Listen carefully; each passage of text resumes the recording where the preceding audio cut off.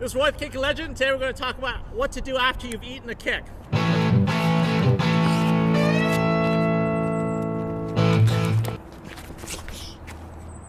So welcome to Kick Legend, where I help you athletize you out and put on to your fight. Here once again with Shawn Zirger of Zirger Academy, JKD. I'll put the links in the video description below. We're talking a little bit about how the art of Muay Thai, tough and great as it is, and as much as we love it, outside of the context of sport, not all the kicking tools are always a great idea. Even if Shawn eats one, right? In our last video, we talked about how to avoid it, how to counter, how to deflect. Of course, realistically, against a kicker who just wants to kick, you're gonna eat one eventually. But the problem is, unless you really got him, the Thai kick, especially the fully committed one, is just fully committed, right? So you can't recover very quickly. And Shawn's going to show us some ideas about how to take advantage of that when maybe you've eaten one when you didn't mean to. Right. So let's just look at the dynamics of what happens to the kicker's structure after they've hit you, right? So you land a kick on me and recover, right? A little harder and then recover quicker, right?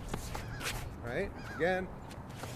And I'm just rolling with it to dissipate the power. But what you see is the compression and then the push off back to balance. So in that moment, if you're not completely staggered by the impact, or if you've dissipated a little bit by moving with it, you should have some opportunities. And I think this really comes down to mindset. Because if he hits me here, I think a lot of times my number one thing would be to get out and rethink my strategy. So that's probably a mistake, because now he's got another opportunity to hit the injured leg. And what I want to do is I want to take away all those opportunities for him to repeat his success, and I want to take away the feeling of success. So when I take that hit, boom, this is a really, really solid way. Now, if I can headbutt him on the way in, because I'm not really sport, right? And I've already got him kind of managed here in terms of his balance, because whatever he wants to do next, see, he's got to get this leg out. So I could sweep him here, I could grapple him here. There's a whole bunch of stuff I can do from in here to deal with this situation.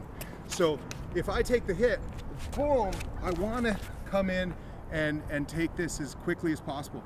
Now the great thing is, if he goes to leave, I'll help him and then take my shots.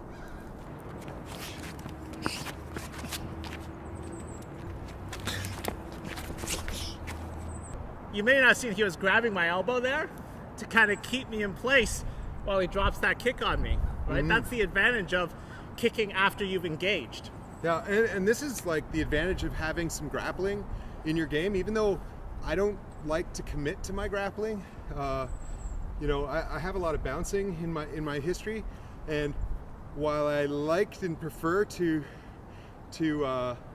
wet towel the person, and just suppress all of their actions, I also like to set up my continued striking if it's necessary.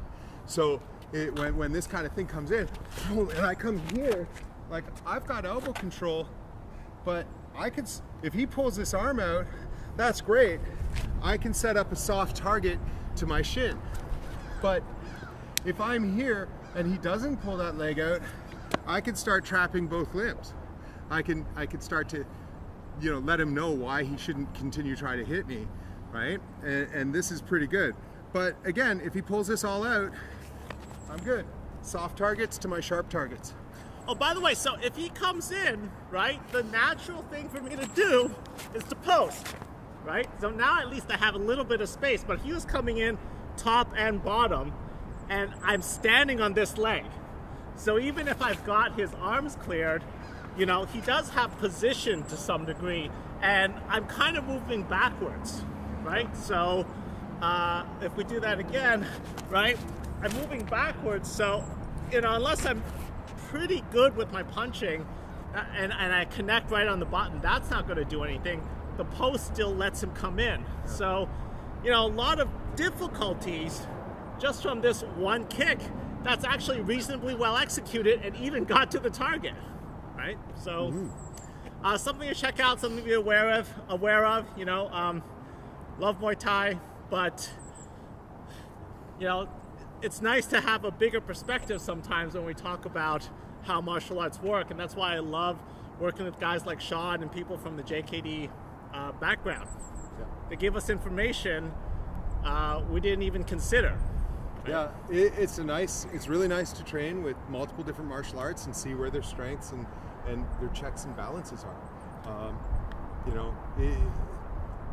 The thing here is that it was my grappling that was setting up my striking, and it was this striking that was setting up my grappling. And without having a little bit of exploration in both, I wouldn't see it.